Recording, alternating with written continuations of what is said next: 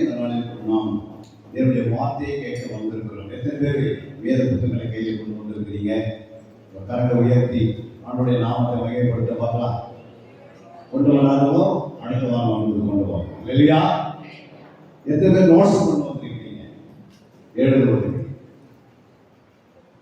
வசனத்திலே என்ன செய்யணும்? எல்லாமே எழுதணும் இல்லையா? அது எழுதும் போது உங்களுடைய இதயத்தில் எழுதப்படுகிறது இல்லையா? இந்த நாளைய கூட என் நாளை தருமையான போதுகிற எல்லாருக்காகவும் நம்முடைய துறவியாருக்காகவும் உங்கள் யாவருக்கும் எங்கள் குடும்பத்தின் சார்பாகவும் ஊழியத்தின் சார்பாகவும் இயேசுவின் நாமத்தில் நன்றியை தெரிவித்துக் கொள்கிறேன். 2 நாளிலே ஆவியானவர் நம்மோடு இடைப்பட்டுக் கொண்டு வருகிறார் அல்லேலூயா. இந்த அநேக காரியங்கள் குறித்து ஆவியானவர் நம்மோடு பேசினார். இப்பொழுதும் ஆவியானவர் நம்மோடு இடைப்படும்படியாக 5 காரியங்களை குறித்து ஆண்டவர் சுருக்கமாக நம்ம 1 மணி நேரத்தில் நிறைவடை செய்ய வேண்டும் என்று ஆவியானவர் உணர்த்தி இருக்கிறார். நிச்சயமாகவே தேவன் நம்மோடு பேச போகிறார் அல்லேலூயா. முதலாவது ஆண்டவருக்கு நாம் தேவனுக்கு பயப்பட பயத்திலே நாம் வளர வேண்டும். 2வது ஆண்டவரை நாம் சிநேகிக்க வேண்டும் அல்லேலூயா. 3வது பரிசுத்தமான ஜீவிக்க நாம் வளர வேண்டும். 4வது எப்படியெல்லாம் நாம் ஜெபிக்க வேண்டும் என்று ஆண்டவர் சொல்ல போகிறார். 5வது நம்முடைய ரட்சிப்பின் அனுபவம் என்ன? ரட்சிக்கப்பட்ட அனுபவம் எப்படி நாம் ஆவியிலே வளர்கிறோம், அந்த ரட்சிப்பு எப்படி நமக்கு நிறைவேறுகிறது என்று நாம் வேதத்திலிருந்து சில காரியங்களை பார்க்க போகிறோம். முதலாவது நாம் வாசிக்க வேண்டிய வேத பாடம் 1 யோவான் 4ஆம் அதிகாரம் 18ஆம் வசனத்தை அருமையான சகோதரி அவர்கள் மைக்கில் வாசிப்பாங்க. நீங்க வசனத்தை கவனமாக கேளுங்க. 2 முறை அந்த வசனங்களை நாங்கள் வாசிப்போம். சகோதரி வாசிப்பதற்கு நான் அதை கூடவே வாசிக்கிறேன். 1 யோவான் 4ஆம் அதிகாரம் 18ஆம் வசனம். அன்பிலே பயமில்லை, பூரண அன்பு பயத்தை புறம்பே தள்ளும். பயமானது வேதனை உள்ளது, பயப்படுகிறவன் அன்பில் பூரணப்பட்டவன் அல்ல. அல்லேலூயா. ஆவியானவர் தெளிவாக நம்மோடு பேசியிருக்கிறார். அன்பிலே பயமில்லை, பூரண அன்பு பயத்தை புறம்பே தள்ளும். பயமானது வேதனை உள்ளது, பயப்படுகிறவன் அன்பில் பூரணப்பட்டவன் அல்ல. அல்லேலூயா. ஆண்டவராக இயேசு கிறிஸ்து இந்த நாளில் நம்மோடு இந்த வார்த்தை கொண்டு நமக்கு வெளிப்படுத்துகிற காரியம் என்றால், இன்னைக்கு அநேக காரியங்கள் குறித்த பயம். சிலருக்கு மரண பயம், சிலருக்கு வியாதி குறித்த பயம், சிலருக்கு குடும்பத்தை குறித்த பயம். ஐயோ, என் பிள்ளைகள் இன்னும் திருமணம் ஆகவில்லையே, இன்னும் என் பிள்ளைகள் வேலைக்கு போகவில்லையே, இன்னும் ஒரு கர்ப்பத்தின் கனி கிடைக்கலையே என்று பயத்தோடு வந்திருக்கிற ஆண்டவர்களோட பேசுகிற காரியம் என்றால், பயப்படாத மகளே, பயப்படாத மகனே, நான் உன்னோடு இருக்கிறேன். உலகத்தில் முடிய வரைக்கும் நான் உங்களோடு இருப்பேன். அல்லேலூயா. நம்முடைய ஆண்டவர் எது வரைக்கும் இருப்பாரு? உலகத்தில் முடிய வரைக்கும் நான் உங்களோடு கூடவே இருக்கிறவனமாகவே இருக்கிறேன் என்று ஆண்டவர் மோசேயிடம் சொன்னது போல ஆண்டவர் நம்மோடும் பேசிக் கொண்டிருக்கிறார். அல்லேலூயா. அதனால எதை குறித்து நாம் பயப்பட வேண்டிய அவசியம் கிடையாது. இன்னைக்கு மனுஷன் குறித்து பயப்படுகிறீங்க. சிலர் சாத்தானை குறித்து பயம் வருகிறது, சிலர் பொருளாதாரத்தை குறித்து பயப்படுகிறோம். எதை குறித்து நீ பயப்படாது. ஆண்டவராக இயேசு கிறிஸ்து பயப்படாது என்று 365 முறை சொல்லியிருக்கிறார். அல்லேலூயா. 365 நாட்களுக்கும் 365 முறை நாம் பயப்படாதே, கலங்காதே. உன்னை குறித்து எனக்கு தெரியும், உன் பலவீனத்தை எனக்கு தெரியும். நீ தெய்வ சமூகத்தில் வந்து காத்து அவரோடு இணைந்து அவர் உன்னை பலப்படுத்துவார். அல்லேலூயா. ஆதி அப்போஸ்தலர்களையும் கர்த்தர் பலப்படுத்தியிருக்கிறார். பழைய ஏற்பாட்டுடைய பரிசுத்தவான்களை கர்த்தர் சென்று பலப்படுத்தியிருக்கிறார். சோர்ந்து போற நேரமெல்லாம் கர்த்தர் பலப்படுத்துகிறார். ஏன் நீ சோர்ந்து போக? நீ என்னை நோக்கி பாரு. நான் எப்படி இருக்கிறேன்? இருக்கிறவனமாகவே இருக்கிறேன். உன்னை நான் விடுவிக்க வந்திருக்கிறேன். உன் தேவைகளை நான் சந்திக்க வந்திருக்கிறேன். உன்னுடைய குடும்பத்துடைய அனைத்து காரியங்களும் எனக்கு தெரியும். அதனால ஆண்டு மேலே நாம் எப்படி இருக்கிறோம்? நம்பிக்கையா இருக்கிறோம். அல்லேலூயா. அந்த பூரண அன்பு பயத்தை என்ன செய்யணும்? புறமே தள்ளும். பயம் வந்து வேதனைக்குரிய காரியங்கள். அதனால பயப்பட வேண்டிய அவசியம் கிடையாது. நீங்கள் அதை சிந்திக்க வேண்டிய அவசியம் கிடையாது. சிலர் அந்த பயத்தை குறித்து அதிகமாக சிந்தித்திலே இருந்தீங்கன்னா அது அப்படியே நிறைவேறும். அதனால ஆண்டவர் சொல்றார், நீ பயப்படாதே. எதை குறித்து நீ பயப்படாதே, உன் பிள்ளை குறித்து பயப்படாதே. நான் மாயின் கருவிலே அவர்களை தெரிந்து கொண்டேன், முன்குறித்தேன், வேறு குறித்தேன். நீங்கள் பரிசுத்தவான்கள் என்று ஆண்டவர் செய்கிறார். நம்மோடு பேசிக்கொண்டே வருகிறார். அல்லேலூயா. ஆதியாகமம் 39ஆம் அதிகாரம் 39 வசனத்தை நாம் வாசிக்கலாம். ஆதியாகமம் 39:9. இந்த வீட்டிலே என்னிலும் பெரியவன் இல்லை. நீ அவருடைய மனைவியாய் இருக்கிறபடியால் உன்னை தவிர வேறொன்றையும் அவர் எனக்கு விலக்கி வைக்கவில்லை. இப்படி இருக்க நான் இத்தனை பெரிய பொல்லாங்குக்கு உடன்பட்டு தேவனுக்கு விரோதமாய் பாவம் செய்வது எப்படி என்றான். அல்லேலூயா. இந்த வீட்டிலே என்னிலும் பெரியவன் இல்லை. நீ அவருடைய மனைவியாய் இருக்கிறபடியால் உன்னை தவிர வேறொன்றையும் அவன் எனக்கு விலக்கி வைக்கவில்லை. இப்படி இருக்கே நான் இத்தனை பெரிய பொல்லாங்குக்கு உடன்பட்டு தேவனுக்கு விரோதமாய் பாவம் செய்வது எப்படி என்றான். அல்லேலூயா. பாருங்க என்ன சொல்ற, தேவனுக்கு விரோதமாய் பாவம் செய்வது எப்படி? அதே சொல்லுகிறார், நான் தேவனுக்கு பயந்திருக்கிறேன். அல்லேலூயா. யோசேப்பு யாருக்கு பயந்திருக்கிறாரு? கர்த்தருக்கு பயந்திருக்கிறார். புரியுங்களா? நாம எங்க போனாலும் யோசேப்பை பார்த்தீங்கன்னா ஒரு வேலை ஸ்தலத்தில் இருக்கிறார். எங்க இருக்கிறாரு? வேலை ஸ்தலம். அவர் வேலை செய்கிற இடத்துல ஒரு பாவம் செய்வதற்கு சத்துரு தூண்டுகிறான். ஆனாலும் கர்த்தருக்கு அவன் பயந்ததுனாலதான், அவன் தேவனுக்கு பயந்ததுனாலே இவ்வளவு பொல்லாததான காரியம் எப்படி நான் செய்ய முடியும்? இல்லையா? நம்ம எங்க இருந்தாலும் தேவனுக்கு நாம் பயந்து வாழ வேண்டும். இல்லையா? உலக மக்கள் நம்மை உற்று கவனித்து கொண்டே இருப்பார்கள். உங்க வீட்டை சுற்றி இருக்கிற மக்கள் நம்மை கவனித்து பார்ப்பார்கள். அதனால ஆண்டவர் சொல்கிறார், நீ தேவனுக்கு பயப்பட பயம் ஒன்றிய ஆலயத்துக்கு வந்தவர்களுக்கு நாம் நம்ம கரங்களை தட்டி தேவனுடைய நாமத்தை மையப்படுத்தி ஆண்டவரை துதிக்கிறோம். ஆனா வெளிப்பாடவர்கள் எப்படி இருக்கிறோம்? அதே பயம் தேவ பயம் வர வேண்டும். இல்லையா? நீ வீட்டில் இருக்கும் போது தேவ பயம் வரும். ஆண்டவர் நம்மோடு உள்ளாக கொண்டிருக்கிறார், நம்ம கூடவே வருகிறார்.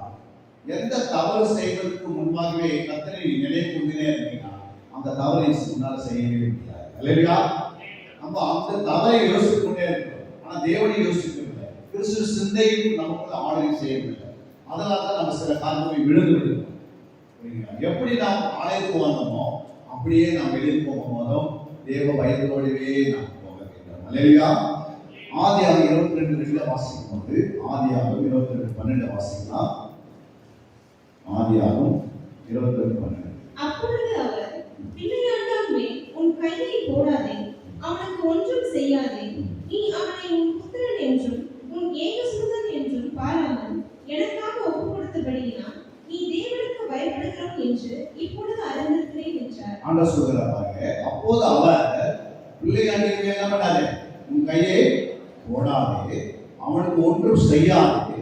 நீ அவனை உன் புத்திரன் என்றும் உன் ஏக சுதன் என்றும் பாராமல் எனக்காக ஒப்பு கொடுத்தபடியினால் நீ தேவனுக்கு பயப்படுகிறவன் என்று இப்போது அறிந்திருக்கிறேன் என்றார். அல்லேலூயா. ஆபிரகாம் பாருங்க, ஆண்டவர் 17ஆம் அதிகாரம் 1ஆம் வசனத்தை நாம் வாசிக்கும் போது வாசிக்கலாம். ஆதியாகமம் 17. ஆபிரகாம் 99 வயதான போது கர்த்தர் ஆபிரகாமுக்கு தரிசனமாகி, நான் சர்வ வல்லமையுள்ள தேவன், நீ எனக்கு முன்பாக நடந்து கொண்டு உத்தமனாய் இரு. நீங்க எப்படி இருக்கணும்? ஆண்டவருக்கு முன்பாக உத்தமனா வாழ வேண்டும். அல்லேலூயா. உத்தமமாய் நடக்க வேண்டும். உத்தமமான ஒரு ஜனத்தை கர்த்தர் ஏற்படுத்துறாரு. யோவான் பேசினார். அப்ப உத்தமமான சேனலாக நாம் ஆட வேண்டும். நம்முடைய இருதயம் உத்தமமா இருக்கிறதா? நம்ம ஆவியில சுத்தமா இருக்கிறோமா? நம்ம சரீரம் சுத்தமா இருக்கிறோமா? ஒவ்வொரு நாளும் நம்மை நாமே ஆராய்ந்து பார்க்க வேண்டும். அல்லேலூயா. அப்ப தேவனுக்கு பயப்படுகிறவன் என்று ஆபிரகாம் ஒரு சர்டிபிகேட் வாங்கியிருக்கிறார். அதே நீ யோபின் புஸ்தகத்தில் 1ஆம் அதிகாரம் 1ஆம் வசனம் வாசிக்கும் போது வாசிக்கலாம். யோபு 1. ஊத்ஸ் தேசத்திலே யோபு என்னும் பெயர் கொண்ட ஒரு மனுஷன் இருந்தான். அந்த மனுஷன் உத்தமனும் சன்மார்க்கனும் தேவனுக்கு பயந்து பொல்லாப்புக்கு விலகுறவனாய் இருந்தான். ஊர் தேசத்தில் யோபு என்று பெயர் கொண்ட ஒரு மனுஷன் இருந்தான்.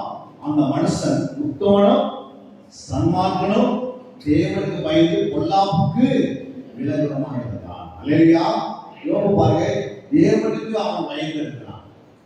அதனால்தான் அவனுக்கு எவ்வளவு துன்பங்கள், பாடுகள், உபத்திரங்கள் வந்தது, இழப்புகள் அதிகமாக வந்தது. ஆனாலும் கர்த்தரையே சார்ந்து வாழ்ந்தான். அல்லேலூயா. அதாவது 42:10 வாசிக்கும் போது அதை வாசிக்கலாம். யோபு 42ஆம் அதிகாரம் 10ஆம் வசனம்.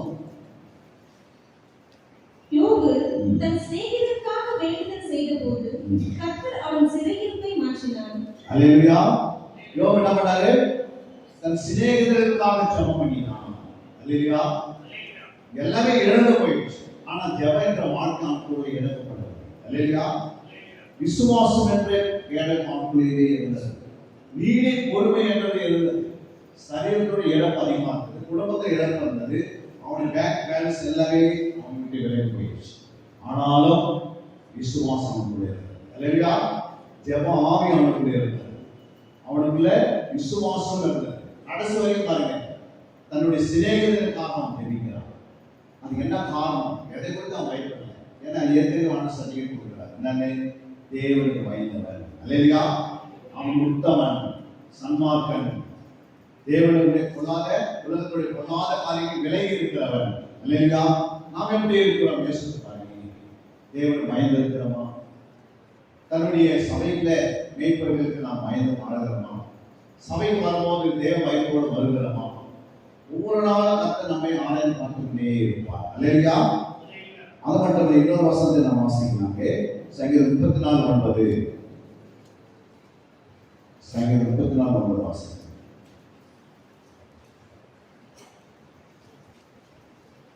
கர்த்தருடைய பரிசுத்தவான்களே, அவருக்கு பயந்திருங்கள், அவருக்கு பயந்தவர்களுக்கு குறைவில்லை. ஆமாங்க, என்ன சொல்றாங்க? கர்த்தருடைய பரிசுத்தவான்களே, அவருக்கு பயந்திருங்கள். கர்த்தருக்கு நம்ம என்ன செய்யணும்? பயந்திருங்கள். அவருக்கு பயந்தவர்களுக்கு என்ன இல்லை? ஒரு குறைவே இல்லை. புரியுங்களா? மத்தாவசனத்தை வாசிப்பாங்க. இங்கே சிங்கக்குட்டிகள் தாட்சடைந்து பட்டினியா இருக்கும். கர்த்தருக்கு தேடுகிறவர்களுக்கோ ஒரு நன்மையும் குறைபடாது. இல்லையா? அப்போ கர்த்தருக்கு நீங்கள் பயப்படும் போது, கர்த்தருடைய ராஜ்யத்தை கட்டும் போது, நமக்கு சில விளைவுகள் வந்தாலும் ஆனா சொல்ல, நீ பயப்படாதே, உனக்கு ஒரு குறையவே இல்லை, எல்லாத்தையும் நான் நிறைவாக மாற்றுவேன். அல்லேலூயா. நிறைவானவர் வரும்போது குறைவானது முடிந்து போகிறது. அப்போ ஆண்டவர் சொல்றாரு, பயப்படுறவர்களுக்கு ஒரு குறையும் இல்லை. இரண்டாவது நம்ம அதை பார்க்கும்போது அங்க சொல்லப்பட்டிருக்கு. சங்கீதம் 111:5 வாசிக்க. சங்கீதம் 111:5. தமக்கு பயந்தவர்களுக்கு ஆகாரம் கொடுத்தார், தமது உடன்படிக்கையை என்றென்றைக்கும் நினைப்பார். அல்லேலூயா. ஆண்டவர் சொல்றாங்க, தமக்கு பயந்தவர்களுக்கு ஆகாரம் கொடுத்தார், தமது உடன்படிக்கையை என்றென்றைக்கும் நினைப்பார். அல்லேலூயா. நீங்கள் கர்த்தருக்கு பயந்தால் உங்க வீட்டுல ஆகாரம் குறையாது. நீங்க கர்த்தருக்கு பயந்து பாருங்க. யாருக்கோ பயப்படுறோம், ஆனா கர்த்தருக்கு பயந்தீங்கன்னா உங்க வீட்டுல என்ன இருக்க? ஆகாரம் குறையாது. குறைவில்லாத இருப்பீங்க, ஆகாரம் குறையாது. எப்போது கர்த்தர் உங்களை உயர்த்துவார். அல்லேலூயா. உங்க வீட்டுல மாமையானி எப்பவுமே நிறைவே இருக்கும்.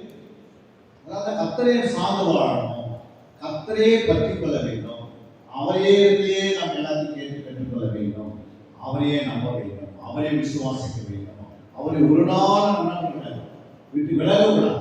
இல்லையா? நாயக்காட்டோடு நிறைய பேர் வருவாங்க, நம்ம வியாபாரத்தில் நிறைய பேர் வருவாங்க. நீ கர்த்தரை சார்ந்து வாழணும். எது செய்தாலும் கர்த்தருக்கு கேள்வி, ஆண்டவரே இது வேணும் அப்படின்னு ஆண்டு சொல்லுவாங்க. கர்த்தரை கேட்டு கேட்டு பெற்றுக்கொள்ள வேண்டும். அல்லேலூயா. ஒவ்வொரு நாளும் நம்மை நாமே பாதுகாத்து கொள்ளணும்னா ஆண்டவரை நோக்கி நம்ம ஜெபிக்க வேண்டும். அல்லேலூயா. அது மட்டுமல்ல, மூன்றாவது நம்ம பார்க்கிறோம்ப்போ மல்கியா 4:2 வாசிக்கிறோம். மல்கியா 4:2.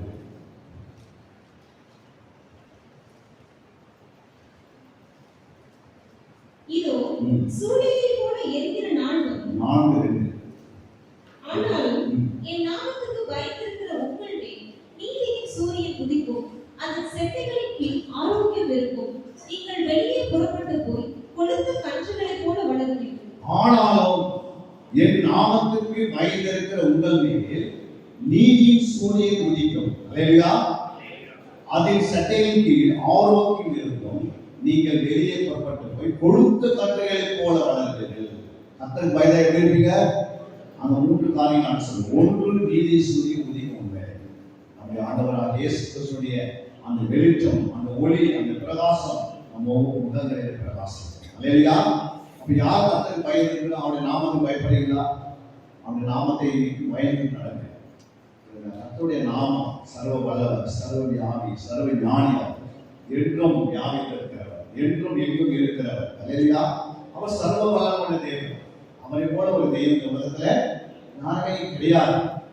அவ்வளவுதான் இந்த உலகத்தையே என்ன செய்யறாரு, உலகத்தினுடைய எல்லாமே அவருடைய கருத்தில் இருக்கிறார். அதனால தான் ஆண்டு சொன்னாரு, கர்த்தர் அவருடைய நாமத்துக்கு பயந்தவர்கள் எல்லாம் நீதி சூரியன் உதிக்கும், அவர் சட்டையின் கீழே எல்லாம் அவனுக்கு கிடைக்கும். ஆரோக்கியம் எப்பவுமே ஆரோக்கியம், உடல் ஆரோக்கியமா இருக்கும், சரீரம் ஆரோக்கியமா இருக்கும், எந்த ஒரு வியாதி உங்களை தாக்காது, எந்த வாத நோய்கள் உங்களை தாக்காது, புரியுங்களா? எதுவே உங்களை அணுகாது. ஏன்னா அவர் சட்டையின் கீழே என்ன இருக்கு, ஆரோக்கியம் இருக்கிறது. மூன்றாவது சொல்றாங்க, ஆரோக்கியம் இருக்கும், நீங்கள் வெளியே புறப்பட்ட எப்படி இருப்பீங்க, கொடுத்த கன்றுகளை போல வளர்வீர்கள். அல்லேலூயா. அத்தனை உங்களை எப்படி வச்சிருப்பாரு, கொடுத்த கன்றுகளை போல இருப்பீங்க. நீ எவ்வளவு பலவீனமா இருக்கிறீங்க, புரியுங்களா? சில வலி வந்தா, சில வியாதி வந்தா சரீரத்தை விட்டே போக மாட்டோம். அல்லேலூயா. அதுக்கு என்ன காரணம், அவருடைய நாமத்துக்கு நீங்க பயப்படுறதில்லை. பயந்தவர்கள் தான் கத்தங்கள்லாம் செய்யணும். அந்த ஆசீர்வாதம் மேல வந்து பலிக்கணும்னா அவருடைய நாமத்துக்கு என்ன செய்யணும், பயம். அவருடைய நாமத்துக்கு பயப்படுறார். அவரெல்லாம் பயந்தார். அவர் சந்ததி எப்படி உண்டாக்குறார் யோசித்து பாருங்க. அவருடைய சந்ததியிலே ராஜாக்களை எழுப்பினார் ஆண்டவர். அல்லேலூயா. அவர் பயந்தவருக்கு நீதிபதிகளை ஆண்டவர் எழுப்பினார். அவருக்கு பயந்தவர்கள் இருக்கிறாங்க, பரிசுத்தவான்களை எழுப்பினார் ஆண்டவர். நீங்க ஆண்டவர் பயந்து பாருங்க, உங்க குடும்பம் பரிசுத்தமா, உங்க பிள்ளைகளாம் பரிசுத்தத்திலே வளர்வார். அல்லேலூயா. நீங்க ஆண்டவரோடு இணைந்திருக்க வேண்டும். அவருக்கு சொல்ற வார்த்தைக்கு கீழ்ப்படிய வேண்டும். அவர் பயந்தவருக்கு கீழ்ப்படினா, பயந்திருந்தா அவர் கீழ்ப்படிந்து வாழ வேண்டும். அல்லேலூயா. கடைசியாக நாம் பார்க்கிறோம், இங்கே சங்கீதம் 103:11 வாசிக்கலாம். சங்கீதம் 103:11.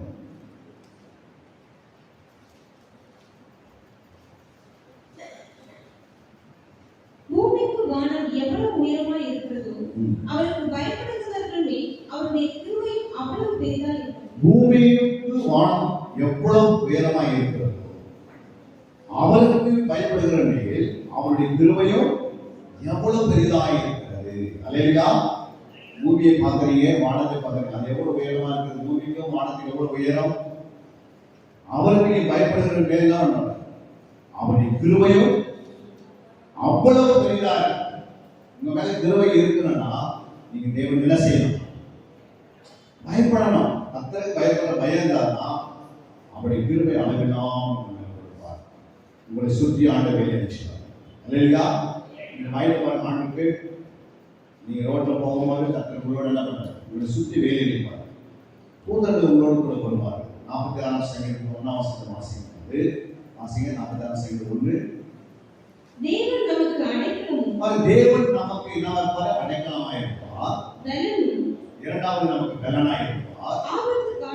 ஆபத்து காலத்தில் அனுகூலமான துணையுமாய் இருப்பார். அல்லேலூயா.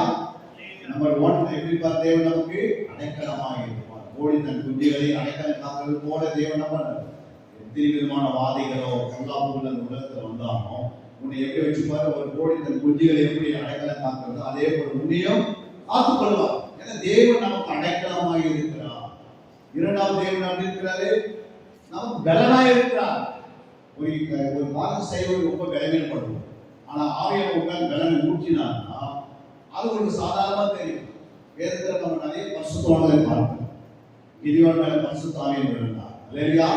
சிம்சோன் மேல கர்த்தருடைய ஆவியானவர் பலமாய் இறங்கினார். சிங்கமுடைய வாயில பண்ணார், அப்படியே கிழிச்சு போட்டார். நம்மளும் மனிதர்கள் தான். ஆனால் சின்ன பொருள் கூப்பிடுவதற்கு நமக்கு வேலையும் படுகிறோம். அல்லேலூயா. ஒரு வேலை செய்து கஷ்டப்படுகிறோம்.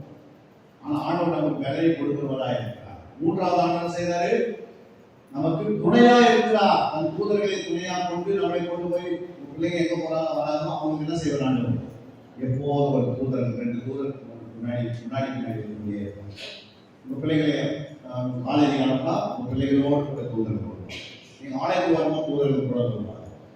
நமக்காக ஆண்டவர் இருக்கின்ற தூதர்களை கட்டளையிட்டு இருக்கிறார். அந்த பிதா நமக்கு என்ன செய்வார், துணையா இருப்பார்.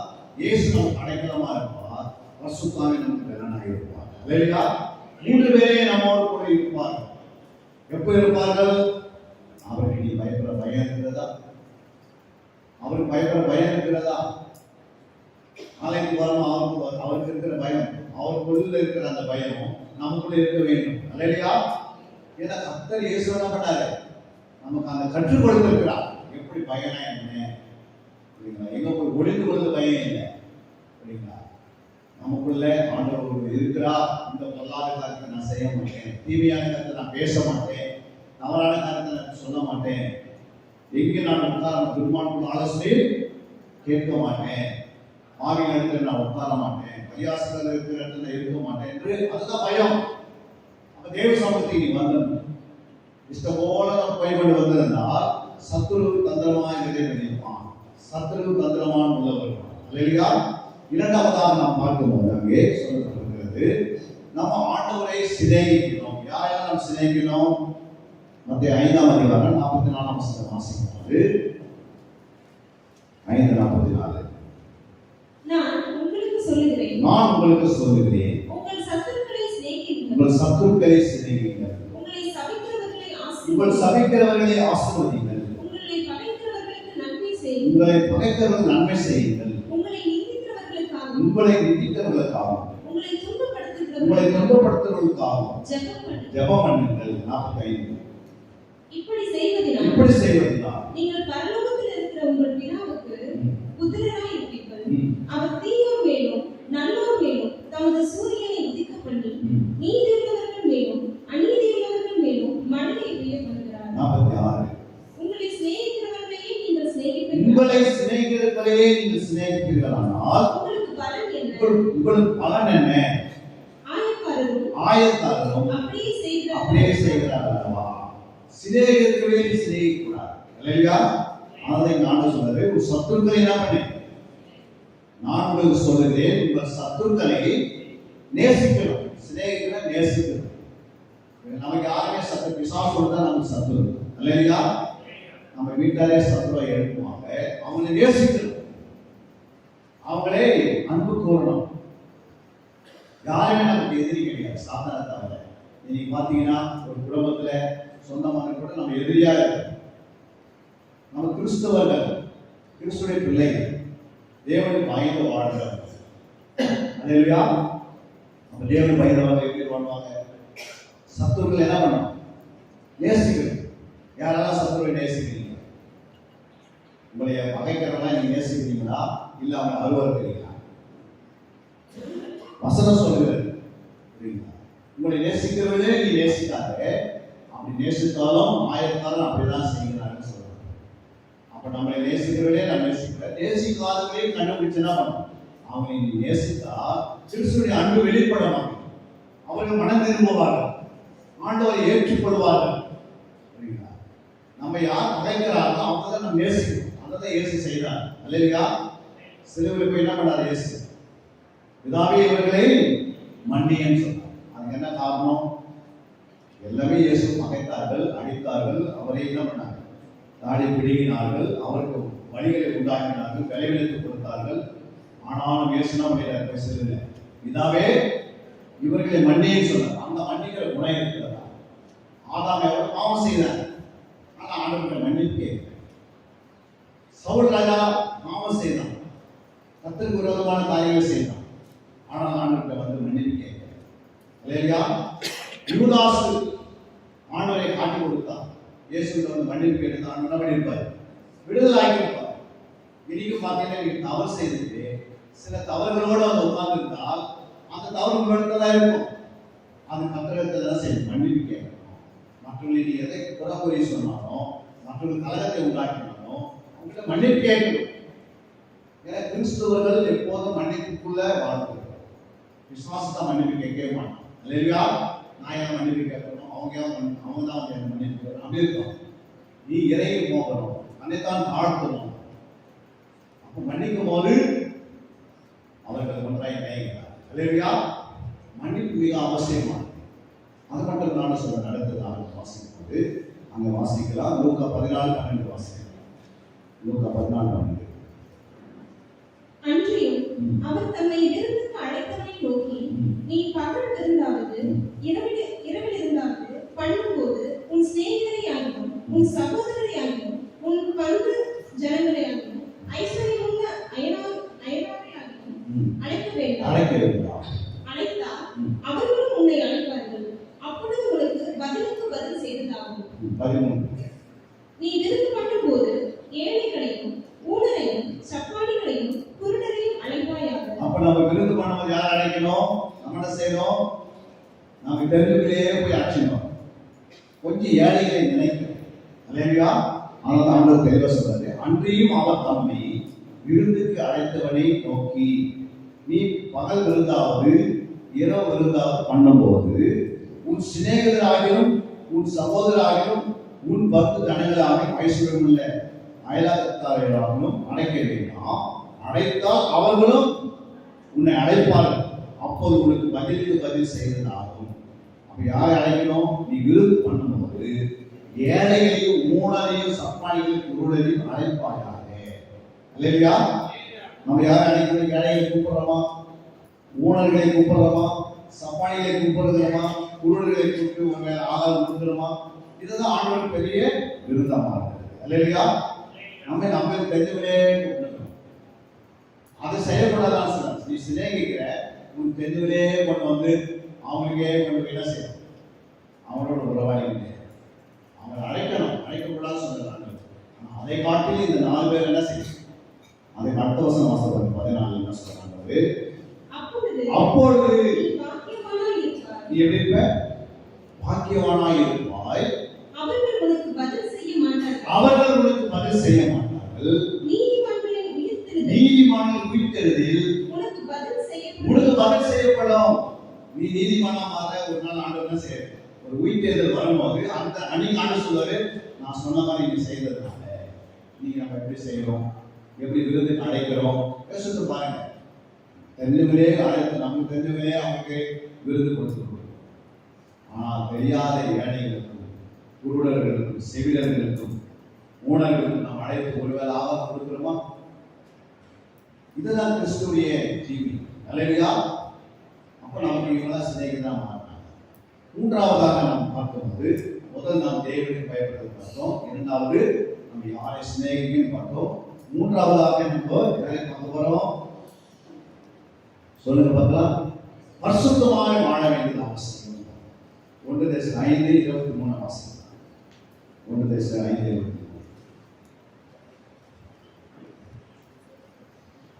சமாதானத்தின் தேவன் தாமே உங்களை முற்றிலும் பரிசுத்தமாக்குவாராக.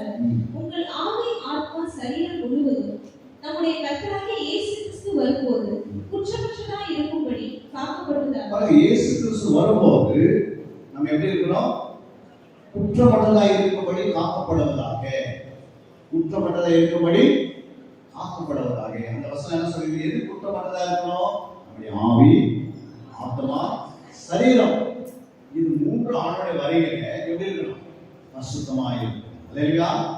பரிசுத்தம் இல்லாமல் தேவனை ஒரு நாளும் தரிசிக்கவே முடியாது. அதனால தான் வாசிக்கப்பட்டிருக்கிறோம். 9ஆம் அதிகாரத்தில் 28ஆம் வசனம் வாசிங்க. 9:28. கிறிஸ்துவும் அநேகருடைய பாவங்களை சுமந்து தீர்க்கும்படிக்கு ஒரே தரம் பலியிடப்பட்டு தமக்காக காத்துக் கொண்டிருக்கிறவர்களுக்கு ரட்சிப்பை அருளும்படி 2ஆம் தரம் பாவமில்லாமல் தரிசனமாவார். கிறிஸ்துவும் அநேகருடைய பாவங்களை சுமந்து, நம்முடைய பாவத்தை இயேசுதான் இல்லை சுமந்துட்டாரே இல்லைங்களா? நம்முடைய பாவத்தை சுமந்துட்டார். இனி நாம என்ன பண்ணக்கூடாது? பாவங்களை நம்ம சுமக்கிறவர்களாக இருக்கக்கூடாது. அவர் நம்முடைய பாவத்தை சிலுவையின் வழியாக சுமந்துட்டார். இன்னொன்று தான் சொல்றாரு, ஒரே தரம் பலியிடப்பட்டு நமக்காக காத்துக் கொண்டிருக்கிறவர்களுக்கு நித்திய ரட்சிப்பு சொல்லப்படுகிறது. ரட்சிப்பை அருள்படிக்காக ஆண்டவர் வரும்போது நித்திய ரட்சிப்பு உண்டாக்குவார். அல்லேலூயா. அருள்படி 2ஆம் தரம் பாவம் இல்லாத ஜனங்களுக்கு தரிசனமாவார். அல்லேலூயா. யாருக்கு தரிசனமாவாரு? உங்கள்கிட்ட பாவம் இல்லைன்னா உங்களுக்கு தரிசனமாவார். அல்லேலூயா. நீங்க தான் ஒரு தரிசனம் பார்க்கணும். இருதயத்தில் சுத்தமுள்ளவர்கள் தேவனை தரிசிப்பார்கள் என்று மத்தேயு 5ஆம் அதிகாரம் 7-8 வாசிக்கிறோம். அப்படியே ஆண்டவர் சொன்னார், இருதயத்தில் சுத்தமா இருக்கணும். 1 யோவான் 3ஆம் அதிகாரம் 2ஆம் வசனத்தை வாசிக்கும்போது, பிரியமானவர்களே, இப்பொழுது தேவனுடைய பிள்ளைகளாய் இப்போது நாம் எப்படி இருக்கிறோம்? தேவனுடைய பிள்ளைகளாய் இருக்கிறோம். இனி எவ்விதமாய் இருப்போம் என்று இன்னும் வெளிப்படவில்லை. ஆகிலும் அவர் வெளிப்படும் போது அவர் இருக்கிற வண்ணமாகவே நாம் அவரை தரிசிப்பதினால் அவருக்கு ஒப்பாய் இருப்போம் என்று அறிந்திருக்கிறோம். அப்போ ஆண்டவர் சொல்றாரு, வெளிப்படும் போது ரகசிய வருகையில் அவர் வெளிப்பட போகிறார். இரண்டாம் வருகை என்பது ரகசிய வருகை. அந்த ரகசிய வருகை இயேசு என்ன பண்ணுவார்? மத்திய ஆகாயத்தில் வருவாரு, அங்க நிற்பார். அல்லேலூயா. அப்போது அவர் வெளிப்படும் போது அவர் இருக்கிற வண்ணமாகவே நாம் அவரை எப்படி இருக்கிறோம் தரிசிப்பதினால் அவருக்கு என்ன ஒப்பா மாறிடும். அவரை போலவே நாம் மாறிடும். இயேசு எப்படி இருக்கிறார் அதே போல் நாம் மாறிடும். மூன்றாம் வசனம் வாசிக்கும் போது அவர் மேல் இப்படிப்பட்ட நம்பிக்கை வைத்திருக்கிறவனையும் அவர் சுத்தம் உள்ளவராய் இருக்கிறது போல தன்னையும் சுத்திகரித்துக் கொள்ளுகிறார். அவர் மேல் இப்படிப்பட்ட நம்பிக்கையை நாம் வைத்திருக்கிறோம். அவர் தன்னை, அதாவது அவர் சுத்தமாய் இருக்கிறது போல தன்னையும் சுத்திகரித்துக் கொள்கிறார். அல்லேலூயா. அவர் எப்படி இருக்கிறாரு? சுத்தமா இருக்கிறார். நம்ம எப்படி இருக்கிறோம்? அவரை போல சுத்தமா மாறணும்னா ஒவ்வொரு நாளும் நமக்குள்ள என்ன செய்யணும்? நம்மளுக்குள்ள இருக்கிற குறைகளை கண்டுபிடிக்கணும். புரியுங்களா? அப்ப நமக்குள்ள இருளுன்னா அந்த குறையை கண்டுபிடிக்க முடியாது. வசனம் உள்ள வரும்போது அந்த வசன படத்தை வெளிச்சத்தை உண்டாக்குறது, ஒளியை உண்டாக்குறது, பிரகாசிக்கிறது. அப்போது அந்த குறைகள் என்னன்னு நமக்கு தெரியும். சின்ன சின்ன குறைகள் இருக்கலாம். புரியுங்களா? 100 லிட்டர் பாலுக்கு 100 கிலோ புளி போட்டு தயிரா மாற்றுறது. அல்லேலூயா. ஒரு கடுகளவு புளி போட்டனா 100 லிட்டர் பால் தயிரா மாறுது. அப்போ 99% இருக்கு. ஒரு சின்ன பாவம் உள்ள ஒட்டி இருந்தாலும் வரிகள் போக முடியாது. அதை தடுத்து இழுத்துக்கும். அல்லேலூயா. அப்ப நம்ம அதை மிக ஜாக்கிரதையா முற்றிலும் நம்மளை பரிசுத்தமாக்குறவர் கர்த்தராகிய இயேசு கிறிஸ்து. அப்ப முற்றிலும் என்ன அர்த்தம்? 100% 100% எல்லாம் இருக்கணும். முற்றிலும் நம்மளை தேவன் பரிசுத்தமாக்குறவராக, சமாதானத்தின் தேவன் தாமே உங்களை முற்றிலும் பரிசுத்தமாக்குவராக. ஒவ்வொரு நாளும் பரிசுத்தத்திலே நம்ம எங்க குறையை கண்டுபிடிச்சு எங்க கீழ்ப்படியில பெற்றோர்களுக்கு பிள்ளைங்க கீழ்ப்படியீங்களா? பாப்பா ஆண்டவர் அந்த கீழ்ப்படிதல், பெற்றோர் கீழ்ப்படிதல் ஆயுஷ்காலத்துக்கான குறைஞ்சிடும். இல்லையா? அப்பா அம்மாவுக்கு கீழ்ப்படினா கீழ்ப்படிக்காத பிள்ளைங்க கீழ்ப்படிடும். எனக்கு எல்லாம் தெரியும், நான் நிறைய படிச்சிருக்கிறேன், நீ அப்படி சொல்றா அந்த படிப்பு இல்லை. உங்க பெற்ற தாய் தாப்பன் என்ன செய்யணும்? எல்லாத்தையும் கீழ்ப்படியணும். வசத்தை எபேசியர் 6ஆம் அதிகாரம் 1ஆம் வசனம் 2ஆம் வசனம் சொல்கிறது. எபேசியர் 6:1-2 வாசிங்க. பிள்ளைகளே உங்கள் பெற்றோருக்கு கர்த்தருக்குள் கீழ்ப்படியுங்கள். கர்த்தருக்குள் கீழ்ப்படியுங்கள். இது நியாயம். இது நியாயம். உனக்கு நன்மை உண்டாயிருப்பது. உனக்கு நன்மை உண்டாயிருப்பது. பூமியிலே உன் வாழ்நாள் நீடித்திருப்பதற்கும். பூமியிலே உன் வாழ்நாள் நீடித்திருப்பதற்கும். உன் தகப்பனையும். உன் தகப்பனையும். உன் தாயையும். தாயும் கனப்படுவாயாக என்பதே வாக்குத்தத்தமுள்ள முதலாம் கட்டளையாகும். அல்லேலூயா. ஆண்டவர் சொல்றாரு, பிள்ளைகளே உங்கள் பெற்றோருக்கு என்ன செய்யணும்? கர்த்தருக்கு கீழ்ப்படியுங்கள். இது நியாயம். அப்படி யாரெல்லாம் நீங்கள் கீழ்ப்படிகிறீங்களோ உனக்கு அது நன்மை உண்டாயிருப்பதற்கும் பூமியிலே உன் வாழ்நாள் இருக்கும் நீடித்து இருப்பதற்கும். அப்படின்னா என்ன அர்த்தம்? அவங்களுடைய 70-80 வயசு மேல அவங்க அப்பா அம்மா கீழ்ப்படி, யாரெல்லாம் கீழ்ப்படிட்டு பாதிலே தங்கிடும். அவ்வளவுதான், முடிஞ்சு. எனக்கு எல்லாம் தெரியும் சொல்றவங்க அவங்களுடைய வாழ்க்கை பூரணம் அடையிறது. இதெல்லாம் யார் சொல்ல வருதுன்னா ஆண்டவர் சொல்றார். நான் சொல்ற வசனம் கிடையாது. உங்களுக்கு தீர்க்க ஆயுசு வேணுமா? அதே வசனம் நீ வாசி 23ஆவது சங்கீதத்தில் கடைசி வசனத்தை வாசிப்பாங்க. அண்ணன் சொல்றாங்க 23 கடைசி. என் ஜீவனுள்ள நாளெல்லாம் நன்மையின் கிருபை என்னை தொடரும். நான் கர்த்தருடைய வீட்டிலே நீடித்த நாட்களாய் நிலைத்திருப்பேன். ஆண்டவர் சொல்றாரு, நிலைத்திருப்பேன். என் ஜீவனுள்ள நாளெல்லாம் நன்மை கிருபையும் என்னை தொடரும். நான் கர்த்தருடைய வீட்டில் எப்படி இருப்பேன்? நீடித்த நாட்களாக நிலைத்திருப்பேன். நீ பெற்றோருக்கு கீழ்ப்படியும் போது, தேவனுக்கு நீ கீழ்ப்படியும் போது, சபைக்கு கீழ்ப்படியும் போது, உன்னுடைய நடத்தவர்களுக்கு உன்னை கீழ்ப்படியும் போது உன்னுடைய ஆயுஷ் நாட்கள் பெருகிலே இருக்கும். அதை யாராலையும் ஒன்றும் பண்ண முடியாது. ஆண்டு சொல்றது சொன்னதான். ஆண்டு கட்டளையிட்டார். அப்ப எதெல்லாம் செய்தாலும் அதுபடி நம்ம வசனத்தை நல்லா ஆராய்ந்து அறிந்து கொண்டோம்னா வரப்போற நாட்களிலே நம்முடைய ஆயுஷ் நாட்கள் கூட்டு வராங்க. அல்லேலூயா. அது மட்டும் ஆண்டு இன்னொரு வசனம் கூட நம்ம அங்கே பார்க்கிறோம். பரிசுத்தத்தை குறித்து நம்ம பார்க்கும்போது அங்கே சொல்லப்பட்டிருக்கு பாருங்க. சங்கீதம் 31 வாசிக்கலாம். சங்கீதம் 31:1. உம்மை நம்பியிருக்கிறேன். நான் ஒரு காலம் வெட்கம் அடையாதபடி செய்யும். உமது நீதியின் நிமித்தம் என்னை விடுவியும். என்ன சொல்ற ஆண்டவரே? 39ஆம் அதிகாரம் 1ஆம் வசனத்திலே, என் நாவினால் பாவம் செய்யாதபடிக்கு நான் என் வழிகளை காத்து உன்மார்க்கம் எனக்கு முன்பாக இருக்க மட்டும் என் வாயை கடிவாளத்தால் அடக்கி வைப்பேன் என்றேன். அப்ப நாவில பாவம் செய்ய முடியுன்றார் ஆண்டவர். அதனால ஆண்டவர் சொல்ற, உன்மார்க்கம் முன்னாடி நிற்கிற வரைக்கும் என் வாயை என்ன பண்ணிட்டேன்? ஒரு கடிவாளத்தில் அடக்கி வச்சுட்டேன். நான் எதிர்த்து பேச மாட்டேன், கோபமா பேச மாட்டேன். ஏன்னா நாவில பாவம் வந்து சான்ஸ் இருக்கு. அதே நீங்க வாசிப்பீங்கன்னா யோபு 2ஆம் அதிகாரம் 10ஆம் வசனத்துல, யோபு 2:10, அதற்கு அவன், நீ பைத்தியக்காரன் பேசுகிறது போல பேசுகிறாய். தேவன் கையிலே நன்மையை பெற்ற நாம் தீமையை பெற வேண்டுமோ என்றான்.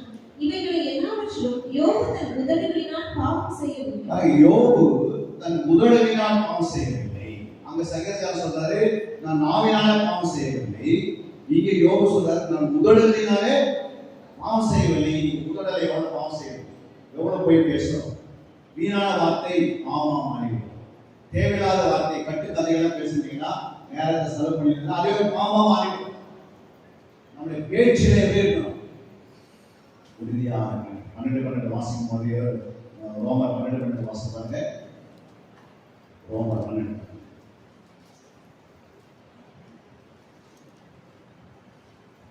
நம்பிக்கையிலே சந்தோஷமாயிரு. நம்பிக்கையிலே சந்தோஷமா இருக்கு.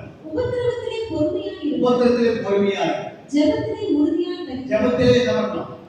உறுதியாக இருக்கு. அப்படின்னா அந்த சந்தி மத்தியான என்ன செய்யணும்? நம்ம ஜெபித்து கொண்டே இருக்கிறோம். சங்கீதம் 55:17 வாசித்தீங்கன்னா 55:17 அந்த சொல்றாங்க. அந்த சந்தி மத்தியான வேளையிலே நான் தியானம் பண்ணி முறையிடுவேன். அவரின் சத்தத்தை கேட்பார். அந்தி சந்தி மத்திய நேரத்திலே, அந்தி என்பது அதிகாலை, மத்திய என்பது மத்தியானம், மாலை என்பது மாலை நேரத்தில் நம்ம செய்வோம். அந்தி சந்தி மத்திய நேரத்தில், சாயந்தர நேரத்தில் தான் செய்வோம். 3 வேளையும் யாக்கோபு என்ன பண்ணாரு? ஈசாக்கு தியானம் பண்ணி கொண்டு இருந்தார். தியானம் பண்ணும்போது விவேகம் பண்ணார். ஒரே ஒரு தியானம் தான் அப்படின்னாரு. அதுக்கு எழுதப்பட்டிருக்கிறது. அவர் என்ன தியானம் பண்ணியிருப்பாரு? கையில இல்லை. ஆனா அப்பா என்ன பண்ணாரு? எப்படிலாம் கொண்டு போய் அந்த வழிக்காக கொண்டு போய் தியானம் பண்ணியிருப்பார், பண்ணியிருக்காரு. சிந்தித்திருப்பார், யோசித்திருப்பார். தகப்பனுடைய அந்த தேவ பயம் பிள்ளைக்கு இருந்தது. இன்னைக்கு இவருடைய பயம் பிள்ளைகளுக்கு மேல் வருகிறதா? அந்த சந்ததி மேல வரும். இது தேவனுடைய பயம் நிச்சயமா உங்க குடும்பம் ஆசிரியப்படும். சங்கீதம் 120 வாசிக்கிறோம். அப்ப இங்க சொல்லப்பட்டிருக்கிறது, அந்த சந்தி மத்திய நேரத்துல நான் தியானம் பண்ணுவேன், ஆண்டவரே நம்பி இருப்பேன். புரியுங்களா? அந்த நேரத்தில் நான் விண்ணப்பம் பண்ணுவேன். காலையில நீங்க விண்ணப்பம் பண்ணீங்கன்னா அதிகாலை ஜெபம் இருக்கிறதா? அதிகாலை நான் 1 மணி நேரம் ஜெபிக்க மாட்டேன். தலையில உயர்த்தி ஒரு அலையில சொல்ல பார்க்கலாம், ரொம்ப கம்மியா இருக்கு. அல்லேலூயா. மத்திய நேரத்தில் ஏன் ஜெபம் பண்றது? மத்தியானம் 1 மணி நேரம் அவன் தலையில உயர்த்தி ஒரு அலையில சொல்லுவார். அதே போல மாலையில இப்படி 5 சந்தை மத்திய நேரத்தில் ஆண்டவர் சமூகத்தில் உட்கார்ந்தா தேவ பயம் வளரும், பரிசுத்தம் வளரும். நீடிய நாட்கள் ஆண்டு தருவார். உன் ஆசீர்வாதங்களை கர்த்தர் செய்வார். தேவைகளை கர்த்தர் சந்திப்பார். அல்லேலூயா. அதுக்காக நீ முழு நாளாக போகாத அந்த செய்யணும் சொன்னாங்க. காலையில் 1 மணி நேரம், மத்தியானம் 1 மணி நேரம், மாலை 1 மணி நேரம், ஒரு விசுவாசம் 2 hour 40 நிமிஷம் ஒரு ரசமாகமாக ஆண்டு கொடுக்க வேண்டியது அவசியம். அல்லேலூயா. இப்படி செய்தால் நிச்சயமா ஆண்டு என்ன பண்ணுவாரு? உன் தேவைகளை தானவே சந்திப்பார். 3வது நம்ம அங்க பார்க்கும்போது அங்க இன்னொரு வசனத்தை வாசிக்கலாம். சங்கீதம் 59:12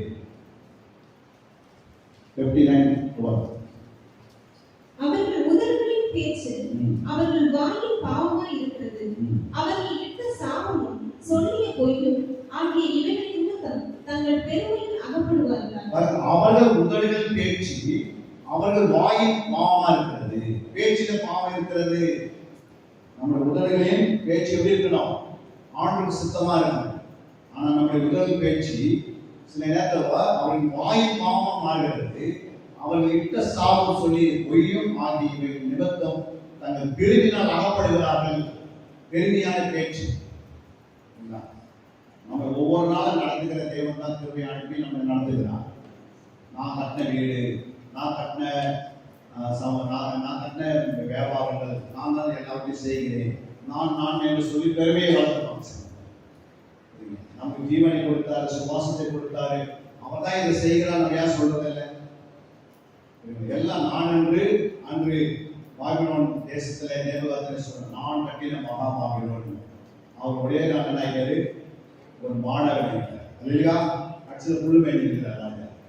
யோசிச்சு பாருங்க, பெருமுள்ள பேச்சு நமக்குள்ள வரக்கூடாது, மேட்டிமையான பேச்சு வரக்கூடாது, தாழ்மையா பேசணும். நம்மளோட பேசும்போது நிதானித்து பேசணும். யோகு சொல்றாரு, நிதானமா என் யோகு பேசுனது போல நீ ஏன் நிதானமா பேசல? நிதானம்னா என்ன? மனைவி கேட்கிறான், ஆண்டவர் என்ன செய்ய, யோசுக்கு ஜீவனை விடு. ஆனால் யோகு நிதானமா பேசுறாரு. நாம் ஆண்டவருக்கு நன்மை பெற்றோம், ஏன் நாம் தீர்க்க பெறக்கூடாது? ஒரு கஷ்டம் வரும், அதனால ஆண்டவர் வரைய நான் கூறுவக்கூடாது. ஒரு நஷ்டம் வரும், ஒரு தேவையில்லாத காரியம் வீட்டுக்கு வரும், வரும்போது நிதானிக்கணும். ஏன் வருகிறது? கையில் அடிபடுது, ஏன் கையில் அடிபடுது? ஆண்டவர் சிச்சிக்கிறாரு. நீங்க தவறுகிற உடனே ஆண்டவரை மன்னிப்பு கேட்டு பணம் திரும்பணும். சரிங்களா? இல்லை அடிபடுது, பரவாயில்ல, ஹாஸ்பிட்டல் போயிட்டு விட்டேன், டாக்டர் குணமாக்கிட்டார் அப்படி இல்லை. அந்த அடிபடும் போது ஃபர்ஸ்ட் ஆண்டவர் என்ன பண்ண, காயத்தை உண்டாக்கி காயத்தை கட்டுவார். ஏன்னா நம்ம ஆண்டவர் நேசிக்கிறார், அதனால சிச்சிக்கிறார். நம்ம தவறு போது சிச்சிப்பார், கீழ்ப்படியாத சிச்சிப்பார், தேவன் பயப்பட சிச்சிப்பார். அதை நம்ம சொன்னார், ஓ நான் பரவாயில்ல அடிப்படைச்சு நான் ஆண்டவர்கிட்ட மன்னிப்பு கேட்கிறேன். ரெண்டாவது ஆண்டவர் பண்ணாரு, கை கால கழுவின ஆரம்பிச்சு உடனே அது வருதுதான், உடனே நம்ம மன்னிப்பு கேட்கணும். மூன்றாவது பாப்பா ஆண்டவர், அதுக்கும் மன்னிப்பு கேட்கிறேன், விசுவாசத்தை ஒப்பு கொடுத்துருவார். அவன் சரியான விசுவாசத்துக்கு போயிட்டேன் அப்படின்னு வசனம் இருக்கு. இல்லைங்க எனக்கு எல்லாம் தெரியுது, இல்லை சின்ன சின்ன காரியத்திலேயே கொஞ்சம் உங்களுக்கு சரீரத்தை விளைவில வருதா? ஏன் வருது? ஆண்டவரை என்னை மன்னிச்சுங்க, குற்றமுறை தான் என்னை மன்னிச்சுங்க. உடனே ஆண்டவரை பிரிவி, அதுதான் முக்கியம். நம்ம சரீரம் சுகமா இருந்தா, நமக்குள்ள ஆரோக்கியம் இருந்தா, 4 பேருக்கு நம்ம சாட்சியை ஜீவிக்க முடியும். இல்லையா? அதுதான் பூமியில வச்சிருக்கிறார். ரட்சிக்கப்பட்ட நாளே என்ன பண்ணிருக்கலாம்? ஆண்டவர் பரலோகத்தை எடுத்துக்கொண்டிருக்கிறாங்க. நம்ம யார் பூமியில வச்சிருக்கிறாரா? நம்மை பார்த்து நிறைய பேர் கிறிஸ்துவுடைய அடிச்சுவடிகளை நாம் பின்பற்றும் போது அநேக நம்ம தேடி வருவார்கள். அல்லேலூயா. நம்முடைய சுபாவங்களை பார்த்தே நிறைய பேர் ரட்சிக்கப்படுவாங்க. நம்முடைய ஆக்டிவிட்டி பார்த்தே நிறைய பேர் ஆண்டுக்குள்ள வருவாங்க. நம்முடைய நற்கிரிகளை பார்த்து வருவாங்க. நமக்குள்ள இருக்கிற ஆனந்தங்களை பார்த்து வருவாங்க. நமக்குள்ள இருக்கிற நல்ல சுவிசேஷத்தை நினைக்கும் போது வருவார்கள். நமக்குள்ள ஆசீர்வாதமா இருக்கும் போது நம்மை பார்த்து வருவார்கள். அல்லேலூயா. அதுதான் பூமியில வச்சிருக்கிறார்.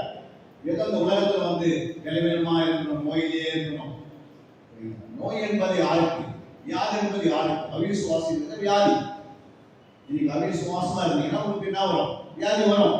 நீ விசுவாசமா இருந்தா வியாதி கொடாது. விசுவாசிக்கிறவனுக்கு எல்லாம் கூடும், வரும், விளைவிக்கும். நான் உடனே போயிருக்கேன், அது நிரந்தரமா இருக்கும். அல்லேலூயா. ஏன்னா கர்த்தர் உங்களோட இருப்பார், உன்னை உயர்த்துவார், உன்னை பலப்படுத்துவார். நம்ம அதுக்கு அடுத்தது பார்க்கலாம். அடுத்ததாக நாம் பார்க்க வேண்டியது 4வது, எப்படி நாம் ஜெபிக்க வேண்டும். மத்தேயு 12:19 வாசிப்பாங்க. எப்படி நாம் ஜெபிக்க வேண்டும்? மத்தேயு 12:19. அல்லாமலும் உங்களில் 2 பேர் தாங்கள் வேண்டிக் கொள்ள போகிற எந்த காரியத்தை குறித்தாலும் பூமியிலே ஒருமனப்பட்டிருந்தால் பரலோகத்தில் இருக்கிற என் பிதாவினால் அது அவர்களுக்கு உண்டாகும் என்று உங்களுக்கு சொல்லுகிறேன். சொல்றார், அல்லாமலும் உங்களில் 2 பேர் தாங்கள் வேண்டிக் கொள்ள போகிற எந்த காரியத்தை குறித்தாலும் பூமியில ஒருமனப்பட்டிருந்தால் பரலோகத்தில் இருக்கிற என் பிதாவினால் அது அவர்களுக்கு உண்டாகும் என்று உங்களுக்கு சொல்லுகிறேன். குடும்ப ஜெபம் பண்ணுவீங்க, ஒருமனை இருக்குதா? 2 பேர் ஒருமனப்பட்டா ஒரு தேவையை அந்த வீட்டிலே சந்தித்துவாங்க. இல்லையா? குடும்பத்துல கணவனும் மன சேர்தல, மனைவி சேர்தல, பிள்ளைங்க சேர்தல, அவங்க வேலைக்கு அந்தந்த டைம்ல சாப்பிட்றாங்க அப்படின்னா ஒரு குடும்பம்னால் ஆண்டவர் குடும்பத்தை நேசிக்கிறார். இல்லையா? அந்த குடும்பத்துக்குள்ள கர்த்தர் இருக்கணும். ஆண்டவராக இயேசு நம்முடைய வீட்டில் உலாவுகிறாரா? உங்களை தட்டி எழுப்புகிறாரா? அதிகாலை 3 மணிக்கு எழுப்புகிறாரா? ஜெபம் இருக்குதா? ஒருவருக்குள்ள ஒருமனை இருக்கிறதா? ஒருமனை இல்லாத இடத்துல ஆண்டவர் இல்லையா?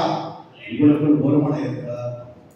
ஒருமனை எப்படி வருகிறது அப்படின்னு பார்க்கும்போது எபேசியர் 4ஆம் அதிகாரம் 11ஆம் வசனத்தை நீங்க வாசிக்கும் போது அங்க ஒருமனம் வருவது வழிவகுத்து திறக்கிறாங்க. வாசிங்க.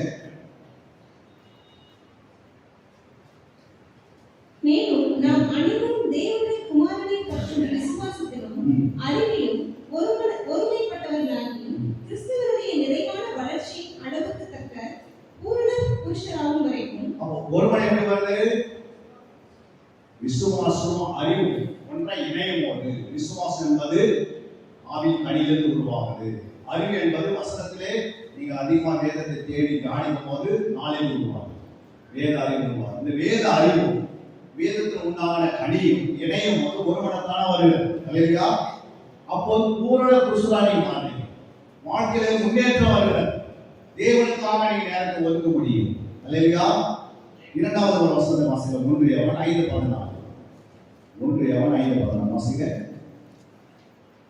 மரணத்துக்கு ஏதுவல்லாத பாவத்தை தன் சகோதரன் செய்ய ஒருவன் கண்டால் அவன் வேண்டுதல் செய்ய கடவன். அப்பொழுது அவனுக்கு ஜீவனை கொடுப்பார். 14:5-14. நாம் எதையாவது அவருடைய சித்தத்தின்படி கேட்டால் அவர் நமக்கு செவி கொடுக்கிறார் என்பதை அவரை பற்றி நாம் கொண்டிருக்கிற தைரியம்.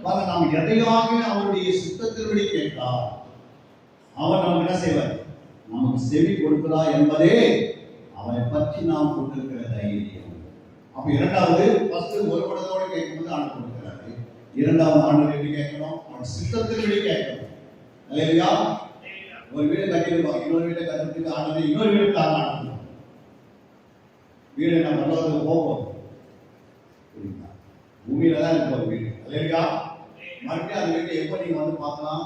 நீ மரணம் ஒன்று சந்திச்சு புது வீட்டை கட்டிட்டு மரணம் சந்திச்சு பரலோகம் போயிட்டு மறுபடியும் 1000 வருஷம் ஆச்சு வரும்போது அந்த வீடு அங்கதான் இருக்கு. அப்போ வந்து நீ பார்க்கலாம் வீடு இருக்குது. அல்லேலூயா. அப்போ 1000 வருஷம் ஆச்சு பூமி அடிச்சிடறாங்க அடைக்கல. அந்த பூமி அப்படியே தான் இருக்கு. அந்த பூமியை நீங்க வந்து மறுபடியும் பார்ப்பீங்க. அப்படி ஒரு 1000 வருஷம் பூமியில வந்து வாழ போறோம். அப்ப இந்த 70 வருஷம் நம்ம என்ன பண்ணணும்? ஆண்டவருடைய சமூகத்தை காக்கணும். 70 வருஷம் பஸ் கிடையாது. எது பஸ்? 1000 வருஷம் பஸ் அப்படின்னு நான் சொல்ல. அங்கே வெளிப்படுத்த 20ஆம் அதிகாரம் 5ஆம் வசனத்தை வாசித்தீங்கன்னா வெளிப்படுத்த 20:5. மரணமடைந்த மற்றவர்கள் அந்த 1000 வருஷம் முடியும் அளவும் உயிரடையவில்லை. அதுக்கு அடுத்தது இதுவே முதலாம் உயிர்த்தெழுதல். அப்ப 1000 வருஷம் நீ வாழணும் மறுபடியும் வந்தனா இப்போ நேரத்தை நான் கொடுக்கணும். இந்த நேரத்தை சுகபோகமா நீ வாழ்ந்தா நீ உயிரோடு செத்தவன். அல்லேலூயா. சுகபோகமா வாழ்ந்தவன் வருகையை போகவே முடியாது. இந்த நாட்டிலே நீ உபத்திரப்பட வேண்டியது அவசியம். ஜெபம்னா உபத்திரம் வரும். நீ மற்ற ஜெபம் பண்ணி பாருங்க, விசுவாசத்தை தாக்குவான். அதை எதிர்கொள்ளறதுக்கு மறுபடியும் நீ ஜெபிக்கணும். அல்லேலூயா. நீங்க யாராவது சொந்தக்கார வீட்டுல யாராவது உங்களுக்கு பக்கத்துல போய் நீங்க அழிவு போனா அந்த வீட்டுல இருந்தே நீங்க கஷ்டம் பண்ணிட்டீங்க அந்த மனுஷனை. இப்போ அவங்க சொந்தக்காரெல்லாம் போன் பண்ணி சொல்லுவான், வந்து அடிப்பாங்க, நம்ம அடிவிடாது வருவாங்க. அதனால விசுவாசம் நீக்கு வந்துருக்கா நீ ஜெபம் பண்ணும்போது அவங்ககிட்ட இருக்கிற ஆவி வெளியே போயிடும். மறுபடியும் அது வந்துட்டான். அதனால நீ மறுபடியும் குணங்கள் போடு. அப்போ உபத்திரம் வரும், பாடு வரும், துன்பம் வரும். அல்லேலூயா. ஜெபிக்கிறவர்களுக்கு விரோத சத்துரு எளிமையே இருக்கும். ஆனா நாம் ஜெபித்து கொண்டே நம்ம சத்துருவால் ஒண்ணுமே செய்ய முடியாது. அல்லேலூயா. அப்படி நீ ஜெபிக்கணும். அதனால ஆண்டவரை கொண்டு வந்து உட்கார வைத்திருக்கிறார். அல்லேலூயா. அவர் சித்தத்தின்படி நீ கேட்கிறார். மூன்றாவது நாம் பார்க்கும்போது மத்தேயு 11:24 வாசிக்கலாம். 11:24. நியாயத்தீர்ப்பு நாளிலே உனக்கு நேர்ந்ததை பார்க்கிறோம். சோதோம் நாட்டிற்கு நேரிடுவது. மார்க் 11:24. மார்க் 11:24.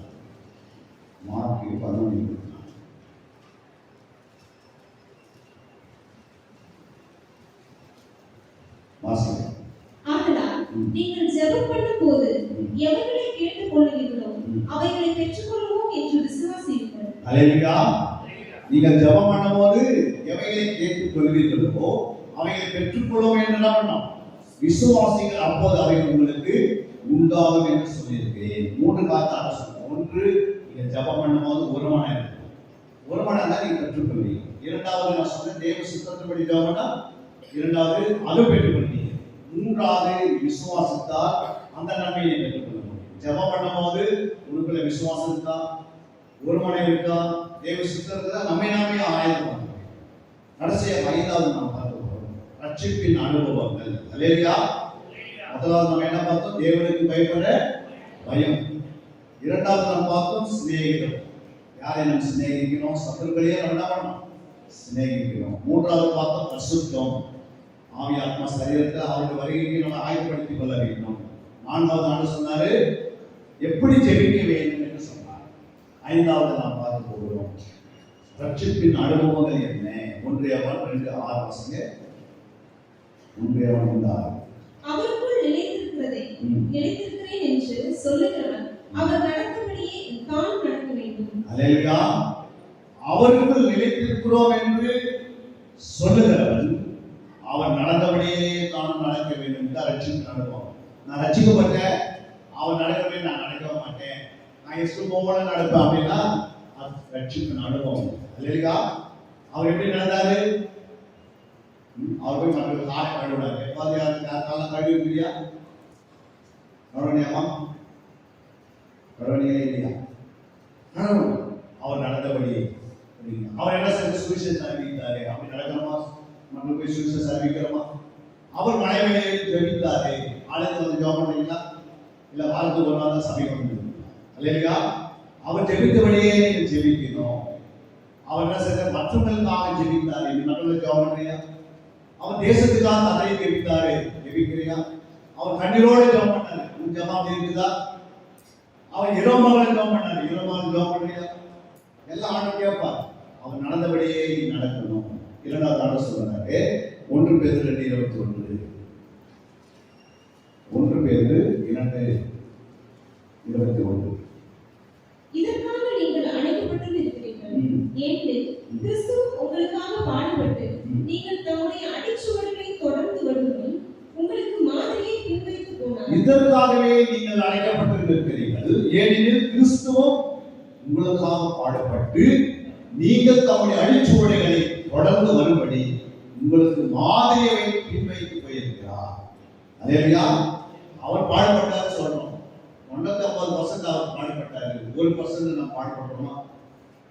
புரியுங்களா? கொஞ்ச நேரம் அந்த சர்ச்சுக்கு இங்க வரதுக்கே கொஞ்சம் யாரும் ஐயோ மகத்தை இருக்கிறது. அவருக்காக ஓடணுமே, அவருடைய அழிச்சுவடியை பின்பற்றணுமே, அவருக்காக வாது காட்டணுமே. போக முடியுதா? உங்களால வெளிநாட்டுக்கு இல்ல வடமாநிலம் போய் முடிவு செய்தவான்னு நமக்கு ஐயா சொல்லுங்க. இங்க சபைக்கு தான் சொன்னாரு. அல்லேலூயா. இதுக்கு வரதுக்கே சொல்லலாம் முடியல. மழை வந்துச்சுன்னா மழை வந்துச்சு எப்படி போறது? ஐயா கேட்டா நான் மழை பண்ணிடலாம். மழை வந்துச்சு நாங்க வர முடியாது. பைபிள்ல மழை வந்து ஊழி இருக்குது. என்னாவது எங்காவது மழை வந்தது ஊழி ஸ்டாப் ஆயிடுச்சு அப்படின்னு எழுதியிருக்கா? இல்லை. காற்றிலும் உயரம் எது இருந்தாலும் தேவனை நோக்கி நாம் வரணும். இல்லையா? கஷ்டத்திலே வரணும், நஷ்டத்திலே வரணும், நல்லா இருக்கும்போது வரணும், தேவனை பின்பற்றினே. இல்லையா? மூன்றாவதாக நாம் பார்க்கும்போது 1 யோவான் 2:28. இப்படி இருக்க பிள்ளைகளே, அவர் வெளிப்படும் போது நாம் அவர் வருகையில் அவருக்கு முன்பாக வெட்கப்பட்டு போகாமல் தைரியம் உள்ளவர்களாய் இருக்கும்படிக்கு அவரில் நிலைத்திருங்கள். இப்படி இருக்க பிள்ளைகளே, நம்ம பார்த்தா சொல்ற சமயம் இப்படி இருக்க பிள்ளைகளே, அவர் வெளிப்படும் போது நாம் அவர் வருகையில் அவருக்கு முன்பாக வெட்கப்பட்டு போகாமல் தைரியமுள்ளவர்களாய் இருக்கும்படிக்கு அவரில் நாம் நிலைத்திருப்போமாக. அவர் வசனத்துல நிலைத்திருக்கிறியா? சபையில நிலைத்திருக்கிறாயா? பரிசுத்தத்துல நிலைத்திருக்கிறாயா? கீழ்ப்படிதலில் நிலைத்திருக்கிறாயா? சுவிசேஷ அறிவித்தலில் நிலைத்திருக்கிறாயா? ஜெபிப்பதில் நிலைத்திருக்கிறாயா? குடும்பத்துல நீ நிலைத்திருக்கிறாயா? ஆண்டு கேட்கிறார். தைரியம் அப்போ வெட்கம் உண்டாகாது. அதான் சொல்றாங்க. அவர் வருகையில் அவருக்கு முன்பாக வெட்கப்பட்டு போகாமல் தைரியம் உள்ளவர்களாக நாம் இருக்க வேண்டும். அல்லேலூயா. அங்கே ஆதாம் பாவம் செய்து வெட்கப்பட்டு அவன் போய் வெளிந்து கொண்டான். ஆண்டவர் கேட்டார், ஆதாமே நீ எங்கே இருக்கிறாய்? ஆதாமே நீ எங்கே இருக்கிறாய் கேட்டார். அப்போ ஆதாம் எங்க இருக்கு சொன்னா, ஆண்டவர் தெரியாத இடத்துல தான் இருக்கிறாரு. ஆண்டவர் கண்ணு மறைஞ்ச நேரத்தில் அந்த நேரத்தில் 2 கண்ணு ஆண்டவருக்கு தெரியாத போயிடுச்சு. ஆண்டவரே ஆதாமே நீ எங்க இருக்கிறாங்க அப்படின்னா என்ன அர்த்தம்னா, நான் எங்க கொண்டு விட்டுட்டு போனேன், பரிசுத்தமா கொண்டு விட்டுட்டு போனேன், இப்படி பரிசுத்தப்படாத இருக்கிறாயே. அதுக்கு அதுதான் ஆண்ட கேட்கிறேன், நீ எங்க இருக்கிறாய், எங்க விட்டேன், பரிசுத்தமா உன்னை உன்னுடைய மனைவி என்ன பண்ண பரிசுத்தத்தை விட்டுட்டு போனேன். ஆரம்பத்தில் நீங்க ரட்சிக்கப்படாது பரிசுத்தமா இருந்தீங்க, ஆனா முடிவை பார்க்கும்போது பாவத்தில் விழுந்துருந்தாங்க. அல்லேலூயா. ஆரம்பத்துல நம்ம கழுத்தோடு கொடுக்கணும் வந்தோம் சபைக்கு, இரவு நாள் ஜெபம் பண்ணவே வந்தோம். ஐயா நீங்க சொல்லுங்க, நான் பூரணமா போய் சுவிசேஷம் அறிவிக்க சொல்லுவோம். கொஞ்சம் கொஞ்சமா நான் பட சபைக்கு வரதே ஸ்டாப் ஆகும். கொஞ்சம் கொஞ்சமா ஆண்டு கொடுப்பது ஸ்டாப் ஆகும். கொஞ்சம் கொஞ்சமா ஆண்டு பாதத்தில் இருப்பது ஸ்டாப் ஆகும். ஏன்னா நம்ம பூரணம் ஆக பரிசுத்தம் வளரணும். சில மாதிரி பூரணம் ஆக பரிசுத்த பாவம் வரும். பாவத்துக்கு இடம் கொடுக்கூடாது. அந்த ரட்சிக்கப்பட்ட அனுபவத்திலேயே வரணும். கொஞ்சம் கொஞ்சமாக நீங்கள் வளர்ந்து தேவனை பயப்பட பயத்தில் வளர வேண்டும். அல்லேலூயா. தேவனுக்கு கீழ்ப்படிந்து வாழ வேண்டும். அநேகரை நாம் சிநேகிக்க வேண்டும். கர்த்தரை நம்பியே நாம் நன்மை செய்ய வேண்டும். பிள்ளைகளாம் பெற்றோருக்கும் சபைக்கு கீழ்ப்படிந்திருக்க வேண்டும். உங்களுடைய மேற்படைய வார்த்தைக்கு எல்லாவற்றையும் கீழ்ப்படிந்து நாளுக்கு நாள் விருத்தி அடைய வேண்டும். அல்லேலூயா. உங்க மேற்படி என்ன சொல்லுகிறாரோ அது அப்படியே நடக்கும். அதனால ஒரு மேற்படை கர்த்தர் செய்கிறார், சபையில கொடுத்திருக்கிறார். அவன் என்ன சொல்கிறாரோ அது அப்படியே நிறைவேறும். உன் பெண்ணுக்கு திருமணம் நடக்கலையா, வந்து அவங்க என்ன பண்ணி ஜெபம் பண்ணி அவர் சொல்லுவார். அதுதான் கர்த்தர் சொன்ன வார்த்தை. அல்லேலூயா. மோசே ஆண்டவர்கிட்ட போய் என்ன பண்ணாரு, எல்லா வார்த்தையும் வாங்கி கொண்டு வந்து அதை அப்படியே யாருக்கு சொல்றாரு, தன்னுடைய சந்த சபைக்கு சொல்றார். இந்த வசந்த வாசிக்க 6ஆம் அதிகாரம் 6ஆம் வசனத்துல உபாகமம் 6:6 சொல்லப்பட்டிருக்கிறது. வாசிக்க.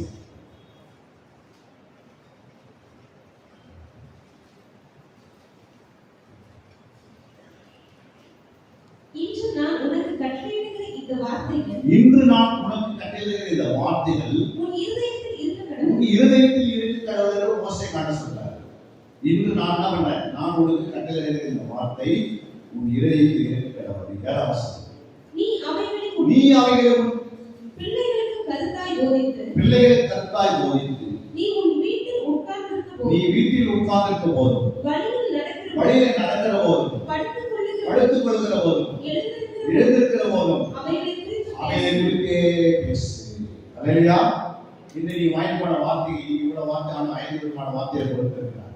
இதை நீங்க பெற்றுக் கொண்டீங்க. வீட்டில் போனவங்க என்ன செய்யணும், இந்த வார்த்தை வந்து பேசணும். பிள்ளைகளோட எப்ப பேசணும், அடுத்திருக்கும் போது பேசணும், எழுந்து உட்காரும் போது பேசணும், நடக்கும் போது பேசணும், அப்புறம் தூங்கும் போது என்ன பண்ணணும் பேசணும். எல்லா நேரமும் இதே தான் பேசணும். அப்பதான் வீட்டில் ஆண்டவருடைய அசைவாடுதல் உண்டாகும். அல்லேலூயா. பிள்ளைகளுக்கு நம்ம எதோ வாங்கி கொடுக்கிறோம், அது வாங்கி கொடுங்கன்னு சொல்லுவாங்க. ஆனால் வசனத்தை சொல்லி தரீங்களா, பிள்ளை என்பது 12 வயசுக்குள்ள, குழந்தை என்பது 5 வயசுக்குள்ள, வாலிபன் என்பது 18 வயசுக்குள்ள, புருஷன் என்பது 23 வயசுக்குள்ள, அல்லேலூயா. தகப்பன் என்பது 30 வயசுக்குள்ள. அப்படி என்ன பண்ணிருக்கணும், பிள்ளைகளுக்கு பக்கத்தில் படுத்திருக்கும் என்ன செய்யணும், இந்த வசனங்களை சொல்லித்தரணும். அதெல்லாம் கட்டக்கூடாது பிள்ளைங்க. அல்லேலூயா. வசனத்தை எதை போட்டு இருதயத்துல அந்த இருதயம் ரொம்ப லகுவா இருக்கும். அதான் சண்டைகளை செய்ய வசனத்தை சொல்லித்தரேன்னா அந்த பிள்ளைகளோட இருதயம் எப்படி இருக்கும், ரொம்ப லகுவா இருக்கும். வசனம் டக்குனு இருக்கு. அப்போ விதை குழந்தை பிள்ளையா இருக்கும் போதே வசனத்தை நல்லா நீங்க விதைத்தீங்கன்னா அது 30-60 மகன் கொடுத்திருக்காங்க. நீ பிள்ளைகள் நெஞ்சிலே மதியம் ஒட்டி இருக்கும். அந்த மதியத்தை எடுப்பதற்கு பிறமையாக அதிக தட்டி என்ன பண்ணலாம், கொஞ்சம் அவனை அதட்டி என்ன செய்யலாம், அந்த மதியத்தை எடுக்கணும். நீ மதியத்தை எடுக்கல அப்படின்னா அது வாழைப்பழம் வரும்போது அதனுடைய காலை குதிகாலை தூக்கி கொண்டை வைக்கும். அம்மா அப்ப அம்மா சொல்லுவாங்க, கீழ்பட மாட்டாங்க. ஏன்னா கொண்டை நல்லா இருக்கு, நெஞ்சில மதியில ஒட்டி இருக்குது. அதை பிறமையினால எடுத்து நம்ம அப்ப அடிக்கிறது இல்லை. வாழைப்பழம் அடிக்க முடியுமா? இப்ப எதிர்த்து நிற்போம். சிநேகராமாவது தகப்பனும் மகனும் ஒரே லெவல் வந்து அப்போது நன்றி ஒன்றும் செய்ய முடியும். அப்போ வாலிப வயதுல பிள்ளைகளுக்கு என்ன பண்ணணும், வாலிப வயதுல என்ன செய்யணும், வசனத்தின் மேல கவனமா இருக்கும். வாலிப தன் வழியை எதனால் சுத்தம் பண்ணுவோம், அவருடைய வசனத்தினாலே தன்னை சுத்திகரித்து பரிசுத்தம். வாலிபருக்கு நம்ம வசனம், பிள்ளைகளுக்கு நீ கர்த்தர் போதிக்கணும். புருஷனாகும் போது சபைக்கு கீழ்ப்படிந்து சபையோடு இணைந்து இங்க அந்த அனைத்து வாழக்கூடாது. உன் சபையில நல்ல ஆகாரம் போது இந்த சபையில உட்கார்ந்து படிக்கணும். நல்ல ஆகாரத்தை பெற்றுக்கொள்ளணும். தொடர்ந்து 21 நாள் ஐயா ஜபம் பண்ண தப்பத்தை வைத்திருக்கிறார். டெய்லி வரது முயற்சி பண்ணணும். பிரயாசத்தை எடுக்கணும். நம்ம கத்தனை அல்லேலூயா. எல்லாம் முழங்கால் படிக்கலாம். எல்லாம் அப்படியே முழங்கால் படிந்து 5 வார்த்தைகளை கர்த்தர் நம்மோடு பேசியிருக்கிறார். ஒன்று, நாம் தேவனுக்கு பயப்பட வேண்டும். இரண்டாவது, நாம் சத்துருக்களை சிநேகிக்க வேண்டும். மூன்றாவது, நம்முடைய ஆவியாத்ம சரீரத்தை பரிசுத்தமாய் காத்துக் கொள்ள வேண்டும். நான்காவதாக, நாம் எப்படியெல்லாம் ஜெபிக்க வேண்டும். தேவ சித்தத்தின்படி நாம் ஜெபிக்கிறோமா? ஒரு மனதோடு நாம் ஜெபிக்கிறோமா? நம்மை நாம் ஆராய்ந்து பார்க்க வேண்டும். ஐந்தாவது, நமக்கு ரட்சிப்பின் அனுபவங்கள் வளர்கிறதா? இன்னும் நான் விருத்தி அடைகிறதா? கிறிஸ்துவை அடிச்சோடிகளை பின்பற்றுகிறதா என்று ஒரு நிமிடம் எல்லா கண்களை மூடி பிதாவாக தேவனையும் குமாரனாகிய இயேசு கிறிஸ்துவின் பரிசுத்த ஆவியை நோக்கி பாருங்க. குற்றக்குறைகள் இருக்கலாம், ஆனால் கர்த்தரிடத்தை சொல்லி, ஆண்டவரே மன்னிங்க, இந்த 5 காரியங்கள் நான் கேட்டிருக்கேன், இந்த கேட்ட வசனத்தின்படி நான் வாழ வேண்டும். என்னை ஒப்புக் கொடுக்கிறேன், என் பிள்ளைகளை ஒப்புக் கொடுக்கிறேன், என்னுடைய குடும்பத்தை என்னுடைய கருத்தை ஒப்புக் கொடுக்கிறேன். நான் எப்போதும் உங்களுடைய பாதத்தில் அமர்ந்து காத்திருக்கேன். ஆண்டவரே, ஒரு மரியாதை போல எப்போதும் உங்களுடைய பாதத்தில் காத்திருக்கிறவனாக எனக்கு உதவி செய்யுங்க, என்னை பலப்படுத்துங்க. நான் பயப்பட மாட்டேன், உங்களுக்கு மட்டும்தான் நான் பயப்படுவேன். உங்களுடைய வார்த்தைக்கு கீழ்ப்படிவேன், உங்களுடைய வார்த்தைக்கு செயல்படுப்பேன் என்று ஒரு நிமிடம் எல்லா கரங்களை தட்டி தேவநாமத்தை மையப்படுத்தி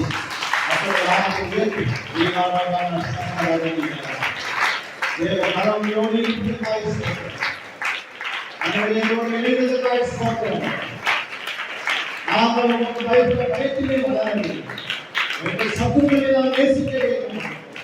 இந்த வார்த்தையை பரிசுத்த வளர வேண்டும். நாம் எப்படி ஜெபிக்கணும்னு சொல்லி தந்தீர்கள். ரட்சிப்பின் அனுபவங்களை நாங்கள் வளர வேண்டும். எங்களை முற்றிலும் தாழ்த்தாற்படுகிறோம். பிதா, குமாரன், பரிசுத்தாவின் நாமத்தினாலே இவர்களை மனப்பூர்வமாய் நாங்கள் ஆசீர்வதிக்கிறோம். சபை நடத்துகிற போதகரையாவையும் தாயாரையும் பிள்ளைகளையும் பலப்படுத்தி இன்னும் அதிகமாக ஆயுஷம் கூட்டித்தர, இன்னும் அதிகமாக சபை வளர்ந்து பெருகுவது நீ எல்லா வழியும் ஆசிரியர் திறக்க போட்டு ஆயுஷம். இந்த சபை மேன்மேலும் ஆடுவது 1000 ஆத்துமாக்கள் பெருக வேண்டும் நான் சிரிக்கிறேன். இதே காலத்தை செய்ய அந்த ஒவ்வொரு பிள்ளைகளின் குடும்பங்களையும் நீ அவரதமாய் ஆசீர்வதித்து நாமத்தை மகிமைப்படுத்த முயற்சி. இதனால் அடியனை கொண்டு வந்து நன்றி. எல்லா புதிய கடமையை நாங்கள் நோக்கி இருக்கிறோம். மீட்பர் இயேசு நாமத்தில் பரிசுத்த ஆவியாக ஒத்தாசை ஜெபிக்கிறோம். ஜீவனுள்ள நல்ல பிதாவே. என் ஆத்துமாவே கர்த்தரை ஸ்தோத்திரி, என் முழுவதுமே பரிசுத்த நாமத்தை ஸ்தோத்திரி. என் ஆத்துமாவே கர்த்தரை ஸ்தோத்திரி, கர்த்தர் சகல உபகாரங்களை நம்முடைய கர்த்தராகிய இயேசு கிறிஸ்துவை பிதாவாகிய தேவனுடைய அன்பும் பரிசுத்த ஆவியானவரும் நம் அனைவரோடும் சகல பரிசுத்தவான்களோடும் என்றென்றும் இருப்பதாக. ஆமென். அல்லேலூயா, அல்லேலூயா, அல்லேலூயா.